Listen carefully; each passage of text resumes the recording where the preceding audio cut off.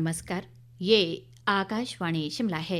अब आप प्रभा शर्मा से प्रादेशिक समाचार सुनिए। प्रदेश सरकार ने बीते 2 वर्षों में राजधानी शिमला में 66 भवनों को असुरक्षित घोषित किया है, जिनमें आवासीय भवनों के साथ सरकारी कार्यालय भी शामिल हैं। शिमला में आयोजित विधानसभा के बजट सत्र के अंतिम दिन आज प्रश्नकाल के दौरान मुख्यमंत्री सुखविंदर सिंह सुक्खू ने ये जानकारी दी।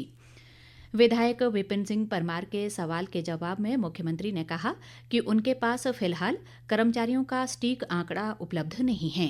हालांकि उन्होंने स्पष्ट किया कि ऐसे कर्मचारियों के लिए आवास की अलॉटमेंट करने के लिए निर्देश सामान्य प्रशासन विभाग को जारी कर दिए गए हैं।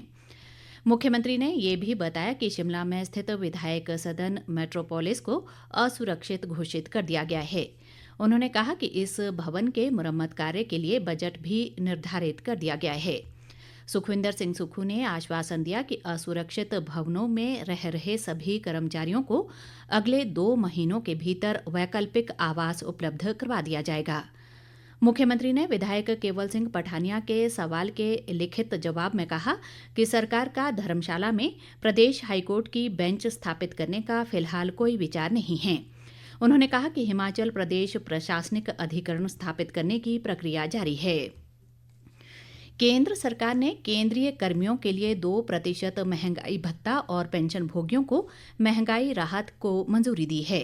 आज नई दिल्ली में प्रधानमंत्री नरेंद्र मोदी की अध्यक्षता में हुई केंद्रीय मंत्रिमंडल की बैठक के बाद मीडिया से बातचीत में सूचना व प्रसारण मंत्री अश्विनी वैष्णव ने ये जानकारी दी। उन्होंने कहा कि ये वृद्धि इस साल की 1 जनवरी से लागू होगी और इससे केंद्र सरकार के 48,66,000 कर्मचारियों व 66,55,000 पेंशन भोगियों को लाभ होगा। लास्ट आज का है। एम्प्लॉयज और पेंशनर्स के लिए डीए और डीएनएस रिलीफ को 53% से बढ़ा के 55% किया गया है with effect from 1/1/25। This will be a very big help for all the employees in the end the pension. Nehru युवा केंद्र संगठन शिमला द्वारा ऐतिहासिक गेटी थिएटर में विकसित भारत युवा संसद 2025 का आयोजन किया गया।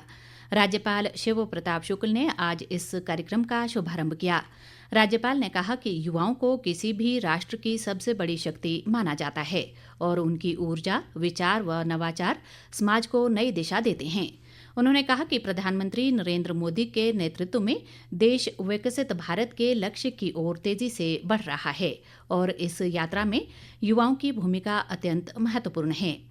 राज्यपाल ने केंद्र सरकार के कार्यों की सराहना करते हुए प्रतिभागियों को राष्ट्र के सक्रिय और सतर्क युवा के रूप में राष्ट्र निर्माण में योगदान के लिए प्रेरित किया। इस राज्य स्तरीय युवा संसद कार्यक्रम में पहले दिन विभिन्न जिलों के 32 प्रतिभागियों ने भारतीय संविधान की 75 साल की यात्रा पर अपने विचार प्रस्तुत किए। केंद्रीय गृह राज्य मंत्री नित्यानंद राय ने कहा है कि केंद्र द्वारा पुलिस आधुनिकीकरण के लिए राज्यों और संघ राज्य क्षेत्रों को सहायता योजना के तहत मदद प्रदान की गई है।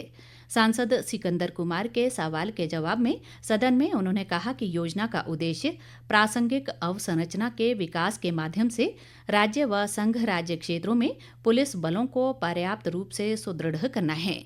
इस दौरान केंद्रीय मंत्री ने हिमाचल प्रदेश में पुलिस आधुनिकीकरण के लिए राज्यों और संघ राज्य क्षेत्रों को सहायता योजना के तहत वर्ष 2023-24 और 2024-25 के दौरान दी गई राशि का ब्यौरा भी सदन में रखा। प्रदेश कांग्रेस अध्यक्ष प्रतिभा सिंह ने युवाओं में बढ़ते नशे पर चिंता जताते हुए इसके खिलाफ सभी से एकजुट होने का आह्वान किया है।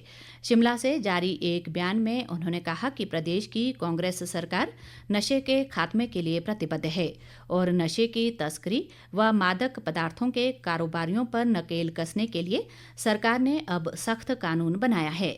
प्रतिभा सिंह ने कहा कि नशे जैसे विषय पर राजनीति करने की बजाय युवाओं को इसके दुष्प्रभाव के प्रति जागरूक करने के लिए साझे प्रयासों की जरूरत है।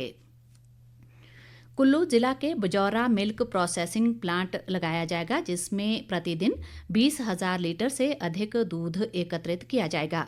हिमाचल मिल्क फेडरेशन के नवनियुक्त अध्यक्ष बुद्धि सिंह ठाकुर ने आज कुल्लू में ये बात कही।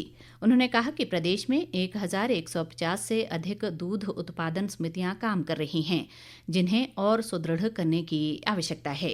इसी के साथ ये समाचार बुलेटिन समाप्त हुआ। हमारा अगला बुलेटिन आप सुन सकते हैं शाम 7:45 पर। नमस्कार।